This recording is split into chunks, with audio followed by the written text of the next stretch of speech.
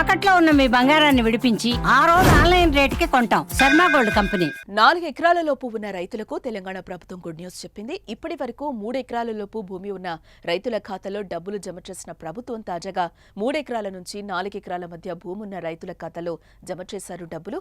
దీనికి సంబంధించి మంగళవారం తెలంగాణ ప్రభుత్వం 200 కోట్లను విడుదల చేసింది. దీంతో మొత్తం ఆ కేటగిరీలో 500 కోట్లను ఇప్పటి వరకు ప్రభుత్వం రిలీజ్ చేసినట్లు అయింది. మొత్తంగా 54.74 లక్షల రైతులకు 4,666 కోట్లకు పైగా నిధులు మంజూరు చేసింది. ఈ నెలాఖరులోపు అర్హులైన ప్రతి ఒక్క రైతుల ఖాతాలో నిధులను మంజూరు చేయనున్నట్లు ప్రభుత్వం చెప్తోంది.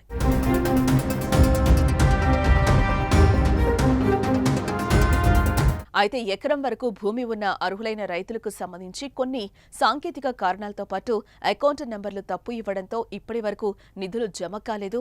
ఇటీవల వ్యవసాయ అధికారులు వారి నుంచి సరైన వివరాలను సేకరించారు. మరోపక్క కొత్తగా పాస్ పుస్తకం తీసుకుని రైతు భరోసా పథకానికి దరఖాస్తు చేసుకున్న వారికి కూడా నిధులు జమ కాలేదు. ఎకరం 2 ఎకరాలు 3 ఎకరాల లోపు భూమి ఉన్న రైతులకు ఎప్పుడో జమ కావాల్సి ఉండగా కాలేదు. తాజాగా వారి అకౌంట్లలో కూడా నిధులు జమ అవుతున్నాయి. కొత్తగా పట్టా పాస్బుక్ తీసుకుని సంబంధిత ఏఈఓల ద్వారా రైతు భరోసా పథకానికి దరఖాస్తు చేసుకున్న వారు వారి అకౌంట్లను చెక్ చేసుకోవాలని అధికారులు తెలిపారు. 4 ఎకరాల లోపు ఉన్న కొత్త పాత రైతుల అకౌంట్లలో నిన్నటి నుంచి రైతు భరోసా నిధులు జమ అవుతున్నాయి. అయితే 4 ఎకరాల కంటే ఎక్కువ భూమున్న రైతుల ఖాతాల్లో కూడా ఈ నెలాఖరు లోపు నిధులు జమ చేసేందుకు ప్రభుత్వం చర్యలు చేపట్టింది.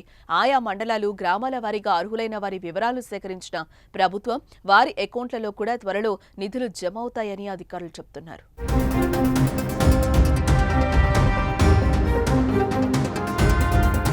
మరోపక్క తెలంగాణ ప్రభుత్వం రైతుల సంక్షేమం కోసం ఎన్నో పథకాలు అమలు చేస్తుంది. వాటిలో ముఖ్యంగా రైతు భరోసా పథకం ఒకటి.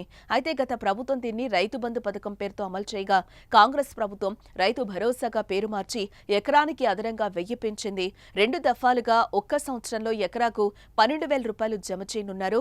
అయితే ఇప్పటికే రైతు భరోసా నిధులను అర్హులైన రైతు అకౌంట్లోకి ప్రభుత్వం జమ చేస్తూ వస్తోంది.